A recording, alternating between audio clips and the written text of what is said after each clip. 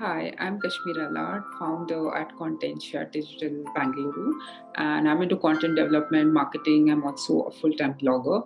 I blog about fashion, women empowerment, and raising awareness around mental health issues faced particularly by women. So today I want to share a small story with you all. Once upon a time, there was this little girl who was full of goodness within, but she could not understand why people were so nasty to her.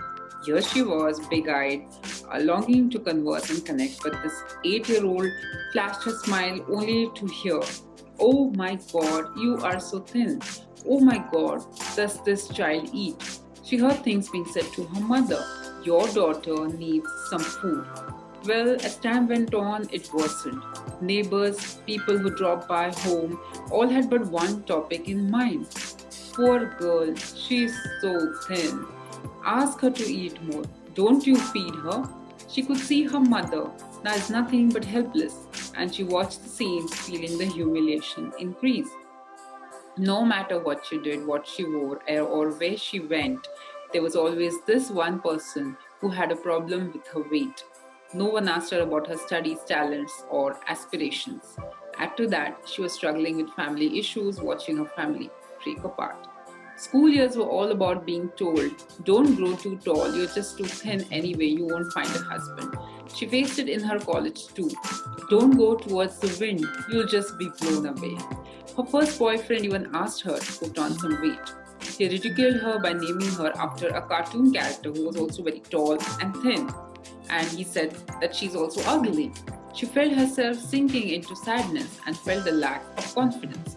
Her working years were spent listening to how inadequate she was just for being thin. "Well, don't wear fitting clothes. You're anyways too thin. How can you eat so much? You don't look like you eat anyway." These and many things are what she heard in her corporate journey. Her responses to all the situations were often on a mute mode. Why mute mode? Well, she smiled, but her smile was hiding her tears. She could not figure out why people were so nasty when all she wanted was a small gesture of friendship. At that time, she hadn't the resources to stand up for herself.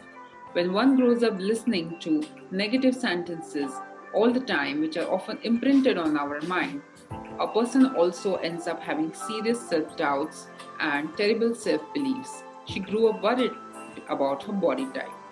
And do you know, my friends, who that little girl is? That little girl is no one but me. Yes. So one fine day, I woke up and I realized that I had to stand up for myself. As a writer, I poured my heart into writing and I launched my own blog. So I was often appreciated as well and criticized for my style of dressing, as most people found it too bold. And I worked on my inner strength. And after studying numerous subjects online on mental health, psychology, I worked with people in the mental health industry. I received genuine appreciation from close friends and colleagues, and also from criticism from random strangers on my blog. And that's when I realized that, you know what? You can't please everybody. You're not a donut. And another funny thing is, not everybody likes donuts. So you get the point, right? So I made it my mission to help people to work around their issues. I researched body shaming. I blogged about skinny shaming. I got a lot of personal stories on emails, and it was really really sad. And I knew that there's a lot of attention on fat shaming, but there's still a lot of work to be done in totality on body shaming in itself. So, if you'd ask me what was my motivation factor to move ahead from my space of self doubt, I'd say I worked intensively in the areas of mental health, and the books I've read have shaped my thought processes.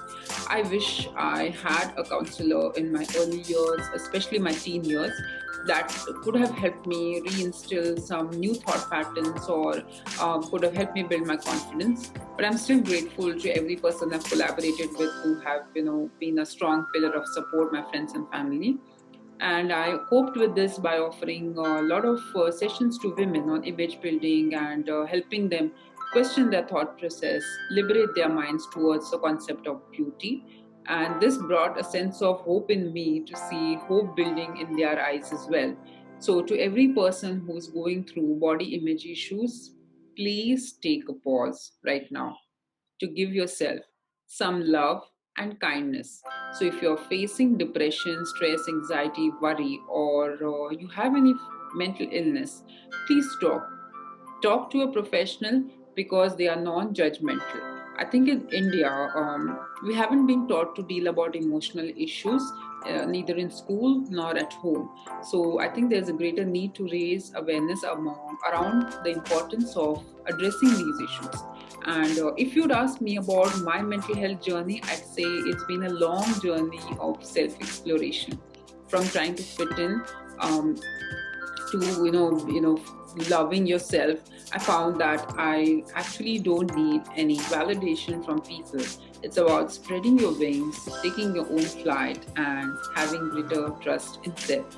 So, in today's times, I feel mental health has no stigma attached to it. And if you feel discomfort, find no place to share your problems, need help with personal development, you have a desire to move on, to find your freedom, please talk to a mental health professional or a therapist, because professional therapy is no longer taboo.